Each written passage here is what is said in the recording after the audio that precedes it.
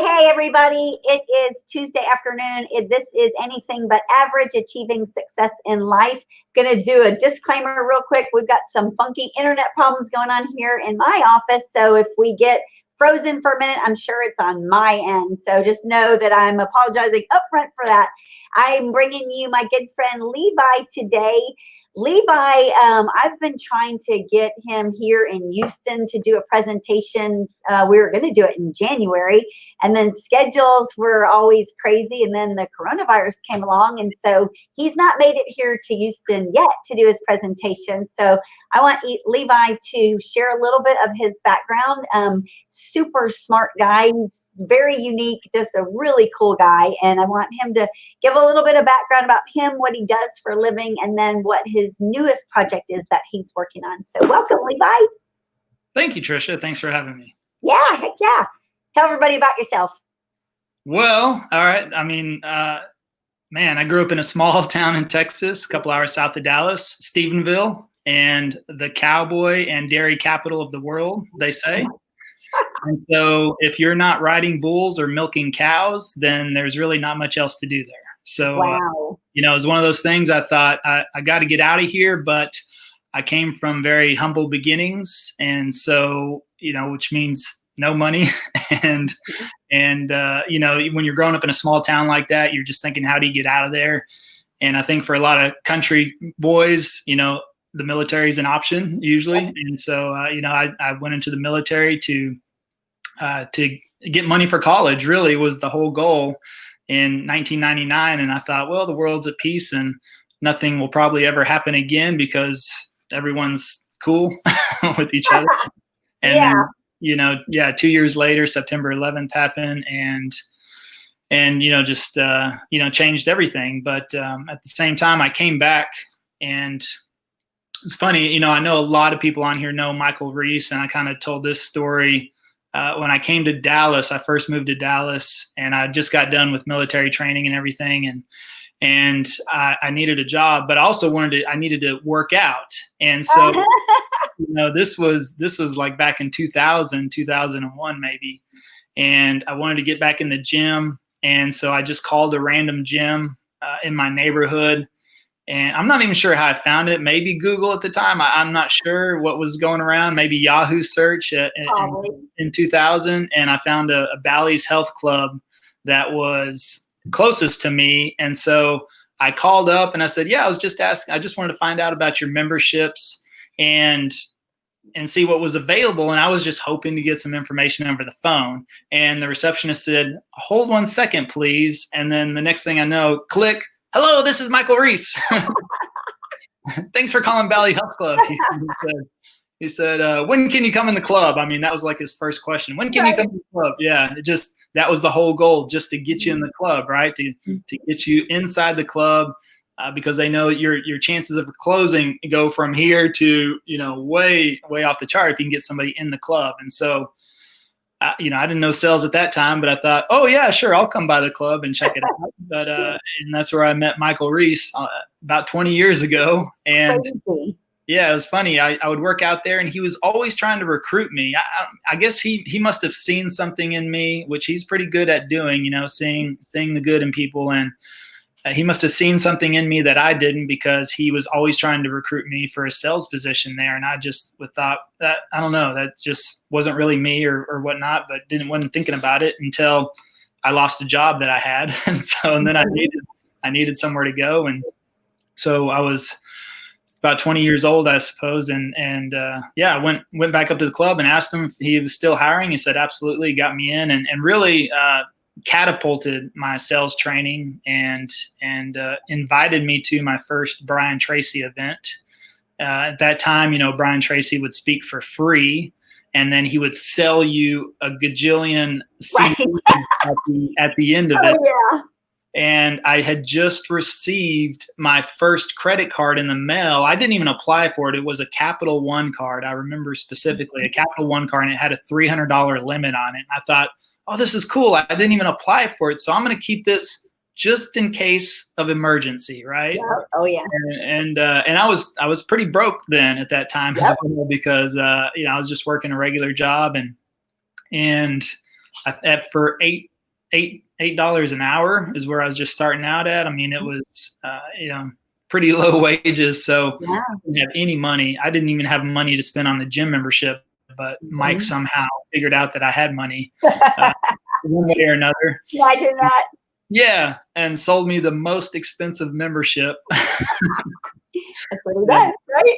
So yeah, so it was. I went to the Brian Tracy event, and it just kind of blew me away. And so I was like, "This sounds like a good emergency." And I pulled out that $300 limit credit card, and I maxed that out, and I bought eight CD packages. I don't know, like the psychology of selling, and the psychology of winning, and just 8 different programs, and it would have like 6 CDs in each one, and that just started everything for me from there. And so yeah, I ended up working at Bally's and became a top salesperson.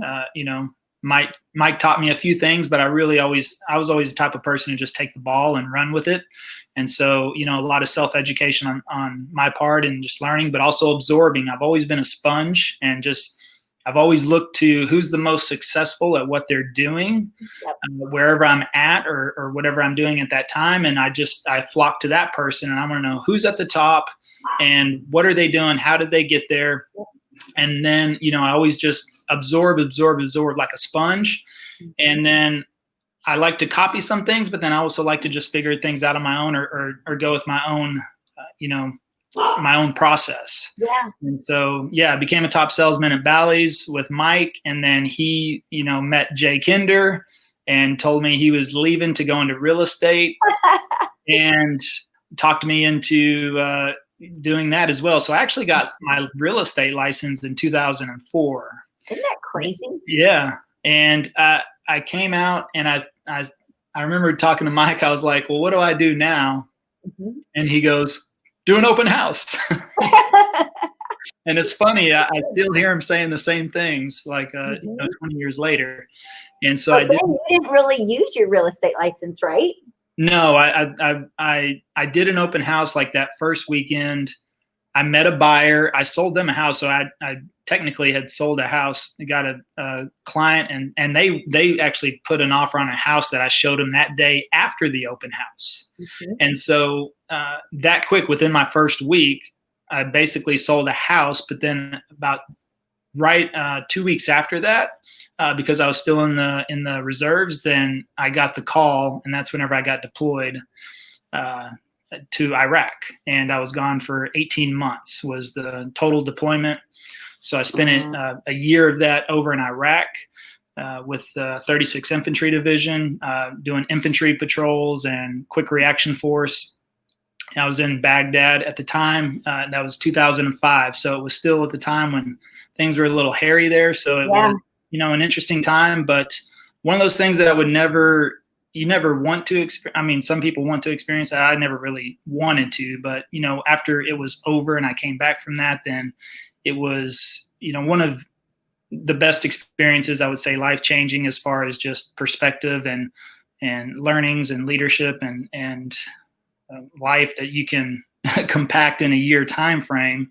But also, you must have seen stuff over there, of course, that nobody has seen, and it's got to change your outlook when you come back to here. Absolutely. I mean, it was one of the first times I never really traveled before that either. So wow. It was the first time that I had, really, other than I'd made a couple of border trips to Mexico, but back in 2000, that was kind of a cool thing to cruise down to the Mexico border. I wouldn't do that now, but it was a cool thing back then to cruise. We'd cruise down there. I'd only did it a couple of times and parked, you just walk across the border and go, eat some tacos and drink some Corona, and then come back the next night. Or the next day. No big deal. Yeah.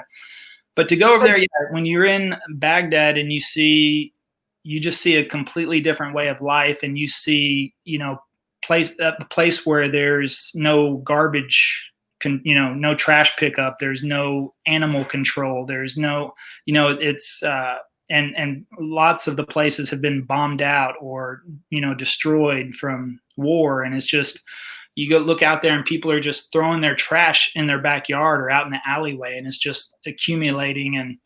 And roofs with just tin on the top of them, or even palm leaves that would act as the roofs for a lot of these houses. A lot of the times you'd see the locals sleeping outside just because it was actually cooler to sleep out night. Wow. Outside. And so you just kind of see those things and you think, man, it's just, it opens your mind to, what we're really, what we have access to, and, that we really do are part of a great country over here. And it's just, it's a complete different perspective. Absolutely.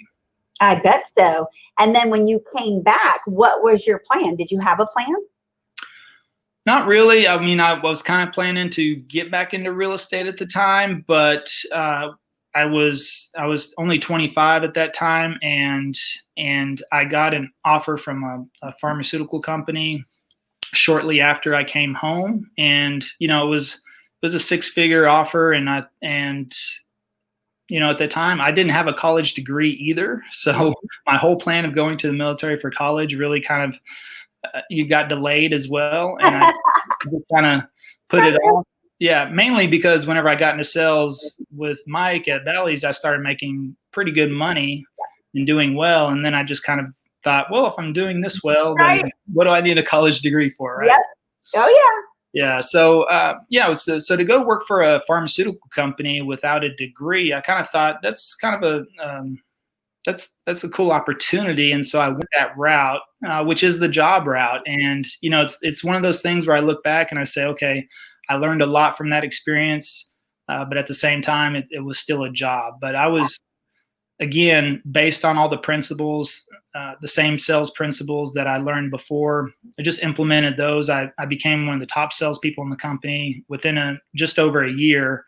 Mm-hmm. And within 18 months, they actually offered me a promotion to the home office. And then I was in charge of the entire sales and operation. This was $100 million plus company. Nice. And next thing I know, I'm like 27 years old and running sales and operations, directly reporting to the vice president of sales without a college degree. So isn't that crazy? Yeah. And I thought, well, this is pretty cool. And now that time that I spent in the office too I'd never really been an office person, but again, the perspective and the learnings and the things that I was able to do in that environment, again, was just very interesting and life-changing as well. Mm-hmm. And so that was just a good experience overall, but I spent almost 8 years there. Wow. Yeah, it was one of those things where, again, a good experience, but I don't know. Sometimes you wish I could have done something a little differently, but it doesn't matter. It is what it is. But but you learned from it.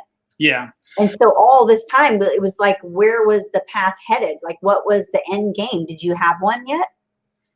I did not, but that's the funny thing is that whenever you do things, sometimes you don't know why you're doing it. I think you always feel like you're being led, and sometimes you just kind of go with the flow a little bit, and it doesn't make sense at the time. But whenever you look back, everything falls into place, and really, it ended. I don't know what my life would be like now, because what really happened was, and whenever I was in Iraq in 2005, is I acquired a digestive disease, aka ulcerative colitis, and I had that. I came home and I went undiagnosed for 4 years because I was stubborn and I didn't want to really talk to a doctor about it. And tell everybody a little bit about that, because you've shared that story with me, and it's a pretty amazing story. Please. Yeah, well, it's terrible. It is, but it's like, look where you are now. Yeah.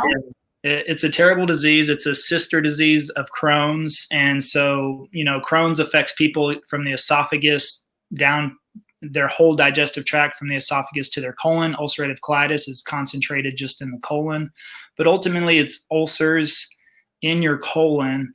And that really screws with your ability to digest food and retain nutrition and absorb water, because your colon is really responsible for a significant amount of your nutrient absorption. Yeah. So whenever it's diseased and sick and nothing wants to stay in there because of that, it just creates a whole host of problems. I'll save all the viewers that description. How skinny had you gotten? Well, I was fine for about 8 years until 2013. And because ultimately I went 4 years undiagnosed, it finally got to a problem where I got diagnosed, and in 2009, and that's where and then I took the normal route. I went on medication, and that was able to suppress some symptoms for a couple of years. And then I started to venture into natural medicine and juicing and things like that. And that really helped to where I was able to wean off medication. But then 2013, I just fell off a cliff one day, basically, and I lost 50 pounds in 1 month. So all of a sudden, it was just within a matter of a couple of days, I was just having horrific cramping, and ended up extremely sick. And then by the end of 1 month, had lost 50 pounds. Had been to the hospital 3 to 4 times for dehydration. I was bedridden at that point. I mean, I just had zero strength, and it was one of those things where at that moment I was kind of fortunate to have a job, so to speak, I guess, because I had to go on medical leave. I had to take medical leave, and I went on disability for the time because I had to. And but still, despite of all that, that's the one thing. I know we're going to talk a little bit about finance today, a little bit, but I'm more excited to talk about a different project. But but finance too. Yeah, always. One of the first things when I talk to people is you've got to have that emergency fund built up, regardless. And I think even with coronavirus is a great example of what people would never expect to happen. Even they didn't get sick, but next thing you know, you could be out of work or stuck at home for a couple of months, or maybe your job lays you off, or and maybe you can get unemployment, but that may not cover what you're used to. So if you're used to producing an income and you don't have, I say at least 6 months, and it depends on your level of comfortability, 3, 6, 9, or even 12 months of all your expenses, basically in a liquid fund that you can just pull money from just in case. That's why I say, if you look at my savings account, it's not this giant savings account, because I have in there 6 months of expenses and income, basically, and everything else outside of that, I invest in other opportunities, whether that be real estate or retirement plans or something like that. So the savings account is not something for me to grow and grow and grow and grow, because you're always going to get the least amount of return there, but it serves a purpose to have liquid cash that you can literally transfer to your checking or pay a bill within seconds, and it doesn't matter. So at that time, if disability doesn't pay 100% because I had to leave work, all my income basically came to a halt.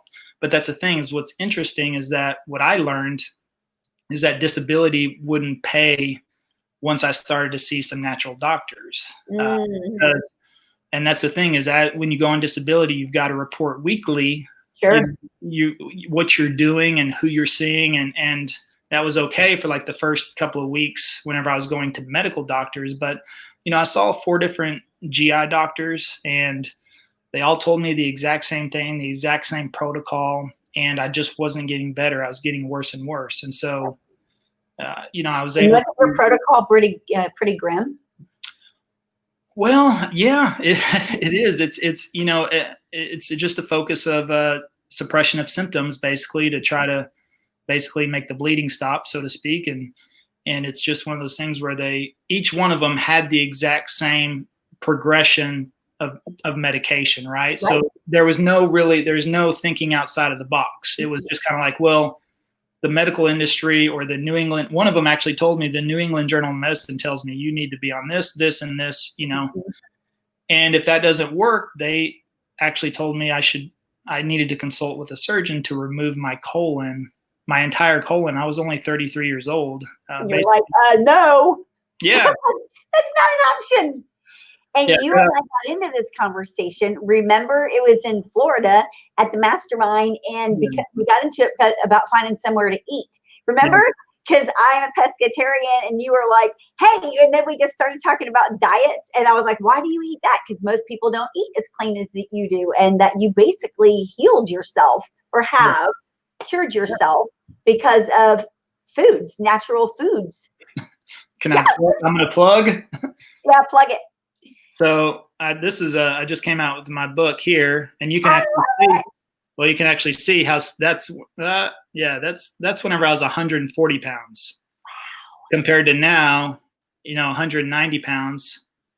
And how long have you been, say, symptom free? Over 6 years now. And you followed this regimented plan, right?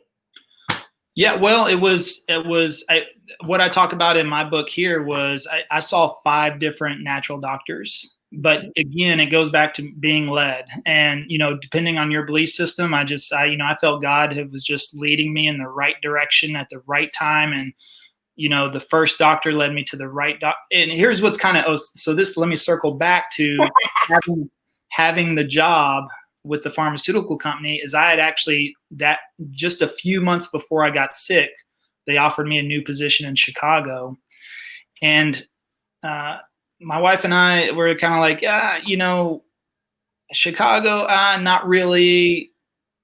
Didn't see it as it was an opportunity financially and in the company, but at the same time, I was kind of like, I don't know if we really wanted. But something again just told us to go there, and so we went. And then within a couple of months is whenever I got extremely sick. And that happened to be exactly where the first doctor was that we found by complete chance. Well, I wouldn't say maybe not complete chance. Right, no. Again, that was where where God was looking out, found the first doctor, and then he led us to the next doctor. And, that led us to the 3rd and 4th doctor and eventually the 5th doctor. So it was a series of 5 doctors over. It took me a full year to recover, and that's what for anybody that's dealing with health issues and they want to take the natural route, that's always my advice, is that the natural route is the harder route. It is a lot more difficult because it takes time. You can take an Advil and get rid of your headache in 30 minutes, but if it comes back an hour later, you haven't really solved the problem. No. So, it's one of those things, that's where, like, you see my website, my personal brand, so to speak, is health, wealth, travel, because you can't have your wealth without your health. Nope. And it's hard to travel without your wealth. So to me, it's a focus on your health first. You've got to be healthy to be able to do anything. Yeah. And then once you're healthy and you're functioning, then you can focus on your wealth. And once you've focused on your wealth, then you can, enjoy it, right? And travel the world. So while you were healing, what got you into your next business adventure, because you are heavily involved in wealth building and helping people create a better life? Well, that was it. That's whenever I transitioned into becoming a financial advisor, because at the end of, medical leave with the job is only 90 days. Right. And at the end of 90 days, my job wanted me back at work. And I had gained back at that time about 20 pounds because for 3 months, that 3 months I was out. I mean, I was literally on my deathbed. I mean, it was the most horrific experience. Was every single night I thought in my mind, it was the most mentally broken I had ever been in my life. And I thought, there's no way I'm going to wake up in the morning. I just didn't think my body could handle any more. And it was terrible. And so, when I found that first doctor and the second doctor, within about 30 days, they were able to get me back up about 20 pounds and really stop the cramping, stop the everything else. But that was kind of at the end of the 3 months that I had for medical leave. And so when I went back, I was still weak. I had zero cardio. I couldn't walk. At that time, I was showering about every 3 or 4 days because I couldn't even stand up in the shower. And I couldn't sit in the tub because literally my hip bones, like my pelvis and my hip and my tailbone were so exposed that I couldn't sit.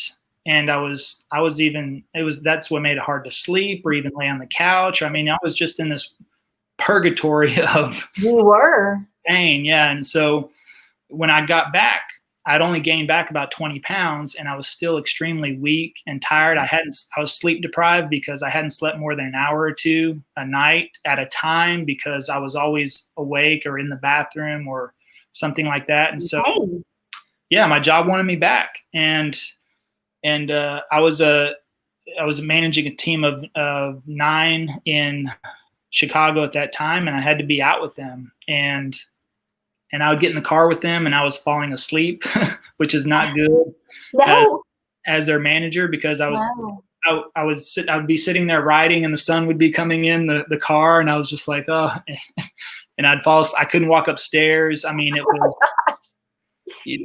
and so it was one of those things where, they came to me and they said, well, look, hey, some of your people are saying you're not able to do your job. Are you able to do your job? And I was like, well, not really, but you told me I had to come back, right? Because of the medical leave. Right, because the disability runs out.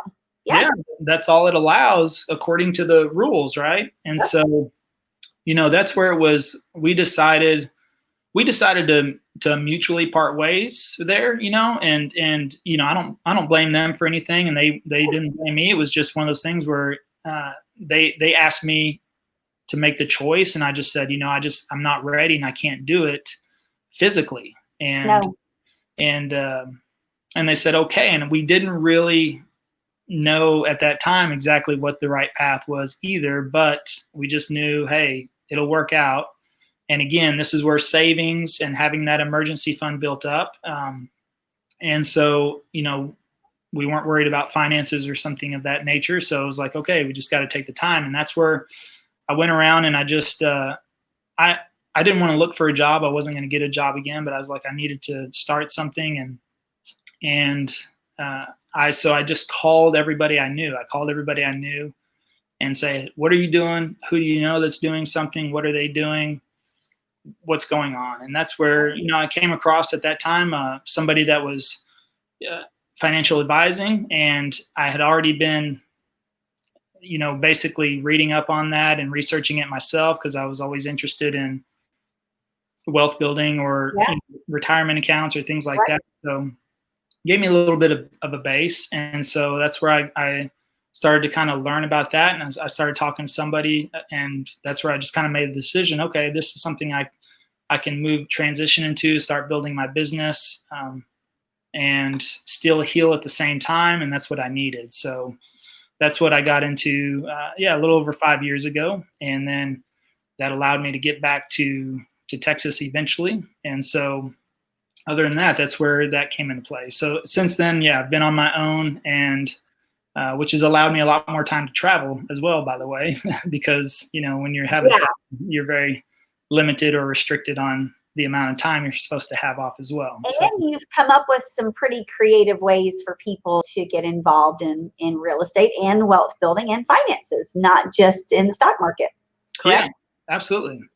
So, it's something that you saw the presentation at the mastermind event there in Key West. And that's one of the things I discussed and presented on was my favorite wealth building tool, which is, an index universal life plan. And that is, it is a life insurance policy that you don't have to die to use. Basically, it allows you to build up a cash value, and it also includes what I like. It's usually called living benefits, and so that really covers you for a lot of things that happen. As far as if you get diagnosed with something, then you can actually pull money from that death benefit while you're alive. Mm-hmm. So that's a big help, especially for people that are self-employed or or don't have. Even though I know EXP offers health insurance now, but at the same time, doesn't matter what type of insurance you have, it's usually never going to cover 100%, and it usually doesn't cover natural doctors either. So if you decide to go the natural route or something of that nature, or at least part of your journey or part of your healing journey, if you do that naturally, then usually insurance won't cover that, but you're still probably going to have co-pays or out-of-pocket expenses depending on diagnostic tests or things like that insurance isn't always going to cover. So it's always good to have that in place as well. So there's living benefits. There's, of course, a death benefit, but the the cash value, what I liked about the IUL that I talked about at the mastermind event was you've seen all the volatility in the stock market recently, right? Yeah. So that's what I like about it is one of the main ones that I worked with has a floor of 0 and a cap usually around 12%. And all that means is that, well, with a floor of 0, it means you can't go below 0. So if the stock market crashes out like it did at the beginning of coronavirus, where people lost 40%, yep, you wouldn't lose that. You would have a 0. Basically, you would be flat. You didn't earn anything, but you didn't lose anything either. right. Now, when the market returns, if there's a big upswing, which there usually is, then, let's say it's 15 or 18%, it would cap you around the 12% mark. But still, if it drops again later, once you've earned that percentage, that's locked in. So it's a very consistent growth. And what I showed you at the time was that if you look at over time, and I used an example over the last 18 years versus the S&P 500, is even when you have a floor of 0 and even when you have that cap of 12%, you can still outpace the market because you're building off your progress you've already made, versus it's more of a staircase approach than roller coaster, right? Right. And the thing is that people look at the returns from a major crash and they're like, well, it was 25%. That's awesome. Yeah. Well, but it was 25% of after you lost 40%. So 25% off of a much lower number doesn't exactly give you a 25% return. If you lose 40% in the market, it takes you 65% or so to get back to 0. Yeah. So you have to actually earn more than you lost in the first place. But I think what the stock market is volatile as it's been this year.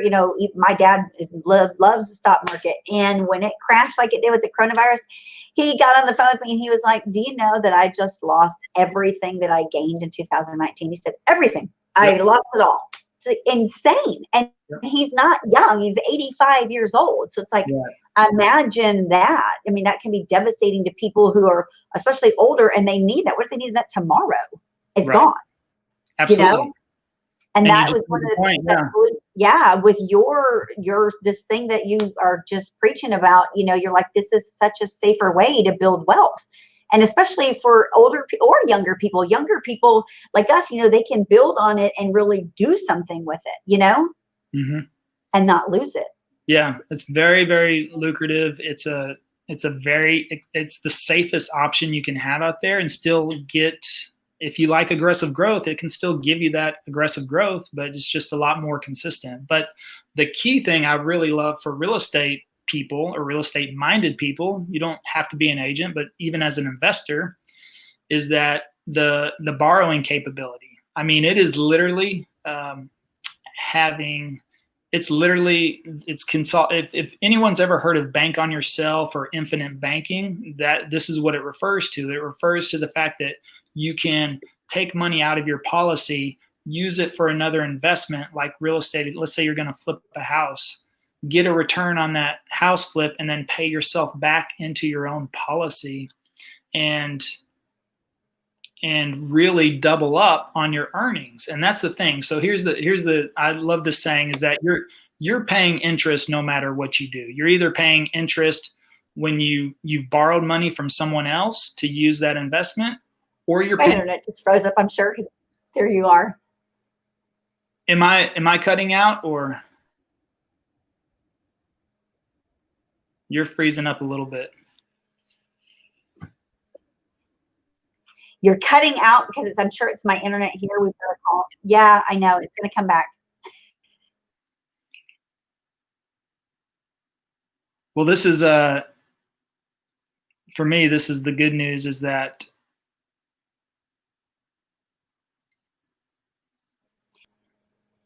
Listen. You there? You look like you're back to normal now.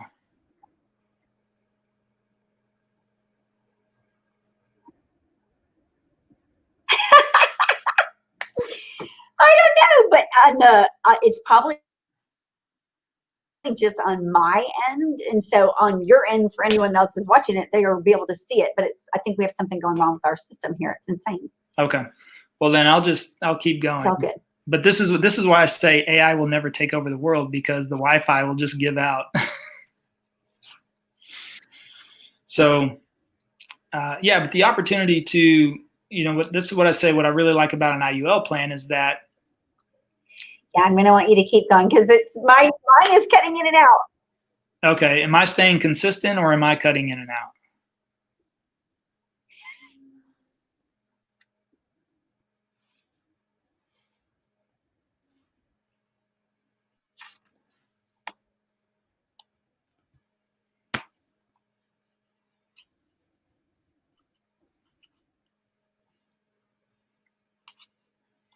Trying to see if I can do something with my phone. This is crazy. It's totally cutting in and out.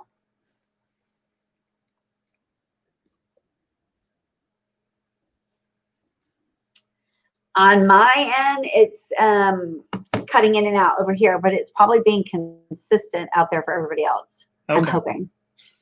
All right. Well, then I'll just keep going. It's crazy. Yeah, I want you to share what your new project. Yeah. So let me just get to that and say anybody can always contact me about the other, no problem. But the I totally froze up. Oh.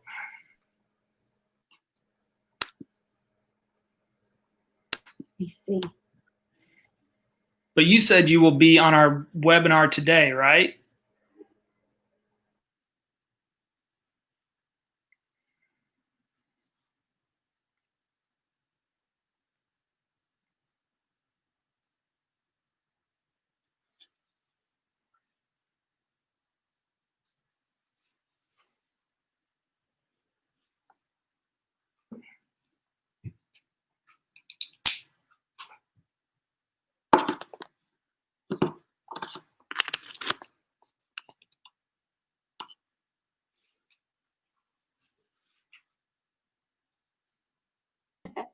Hey, oh my God. Why? Are we back? This stupid internet here. I'm so pissed. Well, hey, that's why I say AI will never take over the world, right? Wi-Fi is going to go out. We have been fighting with these internet. I'm like, what the hell is going on? There's like nobody here. How are we losing signals? It's like, oh, maddening. So I want to get right into what you wanted to share with this new project, because I'm like super happy to hear about this, because with being a financial advisor, then you also saw, of course, you had your real estate license, so then you saw all these benefits of EXP, right? When we were at Mastermind, and you're like, hey, hold on a second, let me get involved in this. So share what you're doing and how kind of that has all come about. Yeah, absolutely. So I saw an opportunity there with EXP that really excited me with the team building aspect. And I've done quite a bit of real estate investment on my own. I just hadn't really worked with buyers and sellers. And so, just talking with Michael, I was wondering, I just wanted to I was thinking, how can I be involved? Because I'm not interacting with buyers and sellers every day. I'm not necessarily interacting with real estate agents every day. And so, it was funny because I first met you at one of your events that you hosted with Michael 8 months ago. And you sparked something in my mind, which was, you told me you had invited somebody there off of LinkedIn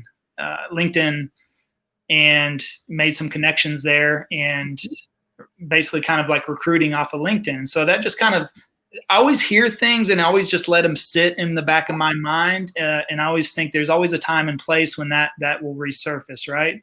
Oh, yeah. I just remember that, and I was thinking about it. And then I was talking to Michael a couple of months ago, and I had been researching some ways to recruit on LinkedIn, because I've also was building an agency for my financial advising company, and was recruiting some agents and things like that. And I was thinking of ways to do it, because the traditional ways just sucks. Right? Yeah. It's old school, right? Yeah. So thinking about what you did, and I was talking about Michael, and I was like, look, I I kind of sat around on the EXP thing because I was involved in my own business and I just wasn't paying attention. But EXP too is just weighing on my mind, and I was just like, I've got to get more involved. And then Michael said, he mentioned something about wanting to recruit on LinkedIn, and he had a guy that was being successful doing it. And so, that got the wheels turning, and, I started to put some things in motion. And then I came back to Michael and said, hey, what if there's a way that we could do that, provide value? Because I also get on almost every one of Michael's webinars or or things like that. So even though I'm not necessarily in the real estate industry full time as of yet, I was still absorbing information. And that's something that I'd always recommend to everybody as well, is just, learn, absorb, be a sponge all the time.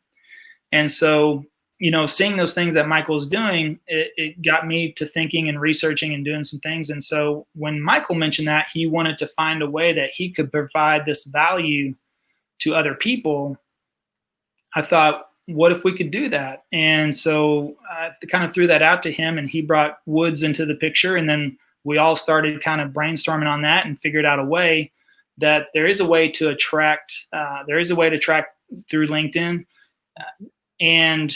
but also add a tremendous amount of value on top of that. Now I understand there's other systems, and I've looked into other systems. Most of them are automated, or usually 100% bot automated, or things like that. So it doesn't really add a personal touch. So that's what we wanted to do differently. And so that's what we've got a team in place. And that's what you'll see. We're actually having a webinar today at 2 p.m. So if you go to attractlink.com, and it's probably already full because we're just launching to a few people at this time, but I believe we are building a waiting list as well. Yep. But the Attract link is basically, it's agent attraction plus LinkedIn, but also with a little bit of Facebook and Twitter added in as well also. And so you're going to see how what we've put together is a live interaction, live opportunity versus it's not bot. There's no bots at all. There's no automation. It's 100% real people, but we've built all that on the back end. So it's going to give you as an agent, I would say it's going to give you around 2 hours a day of social media action, where you only need to contribute about 20 minutes. And so that's huge. Our team's going to be putting in about 2 hours a day for you. And then you contribute about 20 minutes, which is basically doing a couple of things here and there. Yep. And we're going to streamline a process that is going to actually not just hit people over the face, but we're actually going to be building relationships and building rapport and building interactions first, and then approach later there. And so it's going to be a softer approach, but at the same time, done mostly on your behalf for you, but still allow you to be in the picture. And of course, that's where the agent's going to come in and take control of the conversation. So it's all that's going to be involved in one. And then also on top of that, you're going to be linked into, Michael and Woods' CRM. And so you're going to have access to it. And then also we're working at building in email automation and things of that as well, so that after the fact, you don't have to continue to chase these people down. But really, that's kind of a high level. I don't want to spoil all the fun, but the webinar today is at 2 p.m. Central Time for attractlink.com. You can go and register. And if you register, even if you're not able to view it, we're going to get people on the waiting list. We're going to be, doing a soft launch, so to speak, today, and then essentially rolling that out. But we know that it works, and we know that people like yourself that are extremely busy doing 100 different things all the time, you need that consistency, and you also need that presence, especially on social media. If you don't have the presence on social media, that's something else we're going to be doing, adding that value. Is we're also going to be creating posts and things like that. So it's also kind of a social media manager for you as well. Right. On top of that. So you're going to get so much added value in that, and the recruiting is going to happen because of the value you're adding to the marketplace and to other real estate agents in whole. So that's going to allow agent attraction to happen naturally. Yeah. Versus some of the automated systems that are just like, hey, hey, I know. hey, It's crazy. yeah, For me and people that don't know you, for this to come from you, someone I know that is laser focused on building wealth. I mean, you're not someone that does this fly by night stuff. You like research everything. You're heavily involved in stuff. You're very unique, and I don't know if it's because you went to Iraq. I don't know if it's because you almost died. I don't know if it's just accumulation of all of those things, but when you get involved in something, it's because you believe in it and you see it and it's real and you're passionate about it. And so when you mention this, it's like, it's a no-brainer, because I know you and I trust you. And I know if you've looked at something, it's credible 100%, because you wouldn't be involved if it wasn't. And then to partner you up with Michael and Woods, you're like, holy crap, anything Woods gets his hands on, and he's like a chemist, and then Michael, he's got a strategy for everything. So it's like, are you kidding me? It doesn't get any better than that. Yeah, absolutely. Well, thank you. Thank you for all that. Yeah. That is true. I mean, I don't want to do anything half-ass. And definitely, I know, especially working with Michael, I would never want to bring anything that would compromise his position or his authority as well. And, I know he spent a lot of years. I mean, he's been in the trenches. He never got out of the real estate industry. I mean, as far as the buyer and seller side. Right. But it's something that I want to focus more on EXP. I actually see it more as a better long-term play, I think, for myself and what I'm focused on. I mean, I love financial advising and helping people with that as well, but I really feel like there's a bigger and better growth track through EXP. And so actually, I mean, that's something that I'm going to be looking at there. And here's the thing is I actually did a lot of work with school districts. So that was like 90% of my business is I had contracts with like Dallas ISD and Houston ISD. And so I was doing financial advising and planning for all their faculty and staff. Well, coronavirus just shut all that completely down. And so that's what really that I spent the last 2 months thinking about what can we do that's going to be long-term and can't be affected necessarily, or is going to be the least amount affected if something like this ever happens, including myself, or if I were to get sick again, or, I'm thinking about all these things. What's a way to build an income stream and to do that, so that you don't have to be there 100% of the time. And so I believe that's through agent attraction with EXP, and it's a lot better opportunity than what I can do. It's just not as for a financial advisor, even though I had about 8 agents for myself, if they want to recruit agents, they can't do that. It's not in the, I can't continue to dip in your finances. If you give me $100,000, I can say, well, I'm going to build in 7, 8 levels, to have 7 or 8 people get paid off of your account. That's not fair to you, right? Because we would have to take 7 or 8 or 10% of your money to pay for all that. So, to me, it was building my agency and as a financial advisor was just really flat. It's like, I'm going to have to go wide and go wide and go wide and always go wide. And that really is not appealing to me, because I'm going to have to bring on 100 people where, with the EXP model, you bring on 10 or 20 or 30, that could change your life. And so that was really drilling into my head. But then when coronavirus hits and my business literally went to zero, I spent the last 2 months going, okay, what do I adjust? How do I make changes? And I'm not going to just jump into anything. And so I started looking at how does someone like myself that doesn't have the daily interaction with agents or who hasn't been involved in real estate 100% like you guys, how do I do that? And so that's what led me to this. And that's where, I was like, well, I've got to run this by Michael and to make sure it's, we can make this work. And of course, he brought in his, I don't want to say 2 cents. He brought in his $2,000 is what he, and, then you get Woods involved. And so we've really worked quite a bit on this over the last 2 months. And so it's something that I truly believe in. And I think it's going to be an opportunity, not for someone like myself who hasn't been involved where I can be involved now, but for people like yourselves where you're involved every day, but now this is going to add the cherry on top.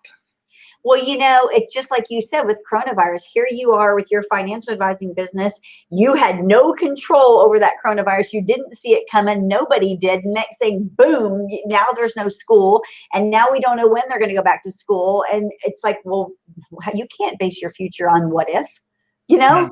That's no kind of strategy there. So there's got to be another way. Real estate's always proven to be the soundest investment. I mean, it just is, if as long as you buy it right and you continue building and you don't make stupid decisions, then you're always going to gain from that. And so, with the EXP business model, having my own brokerage, it was like, like Jay said, I had a Blockbuster. It's like EXP is Netflix, and that was in 2018 when we had that conversation, Jay and I and Michael. And it's like, from that point on, I just have been, laser focused on watching all the people that are in like our group with EXP. And it's all a bunch of builders. They're builders, they're leaders, they're people like you that are just focused on doing the right thing to help everybody. And when you put that many people under one umbrella behind something, you can't stop it. It's just going to get bigger and better every day, Yeah. And I look at it like with being in business with you and Michael and Jay, and I look at it as like it's our duty to be out there with other real estate agents helping them, because if they are thinking about making a switch or they want a better life, they need to be with us, because there are people out there that are not doing the right thing and are going to misguide them, and they're going to be unsuccessful. So there is no better way. Right. Period. Absolutely. And now we've got this new thing that you've created with them. It's like, this is going to be insane. I can't wait. Oh yeah. It's going to be great. Yeah. And it's in an hour, basically. Yeah. I'm super excited. Yeah. Big shout out to, Michael really put together the strategy, Woods, of course, amazing. Once you see what he's put together, and on top of that, we've got a whole back end training system. Once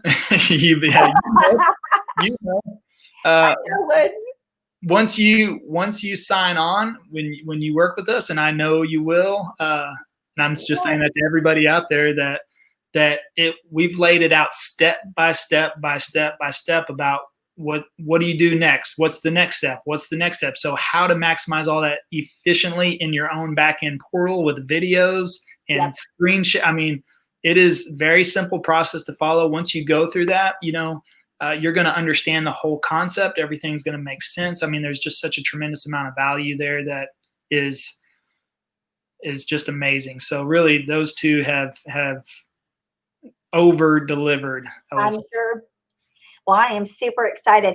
Tell everybody, I know that people probably have questions about getting involved in financial stuff. They probably need to hear about this other thing that you do, creating people, helping them build wealth.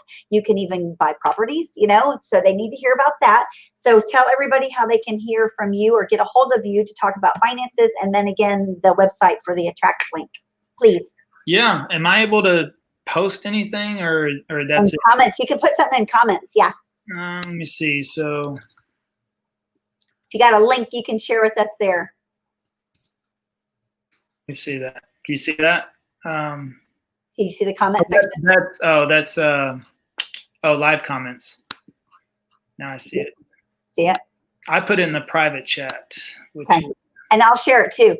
Once we're done, then the recording, of course, it's live. But once it's done, I'll go back into the comments and make sure the link is there too.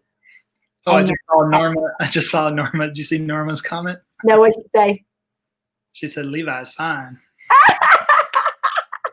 That's awesome. Now you're blushing. All right, Norma. You looking good too. But attractlink.com for our webinar today. And then also you see on right there, levilascsak.com. Love it. So you have my contact information. You can go there.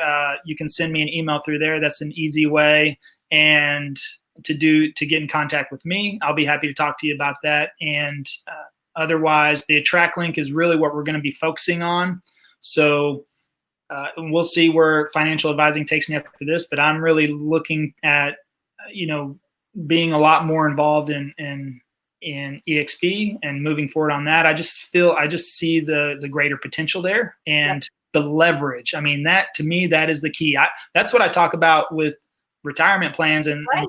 IUL is leverage, right? So I've got to, take my own medicine if I'm thinking about leveraging myself and the opportunity. I truly see that through EXP, and I do love financial advising, but it is a little bit of it's a challenge to do that as far as building a team and taking myself out of the picture, unless I just want to, I have to go crazy. But it's hard, like I worked in a commission only environment as well.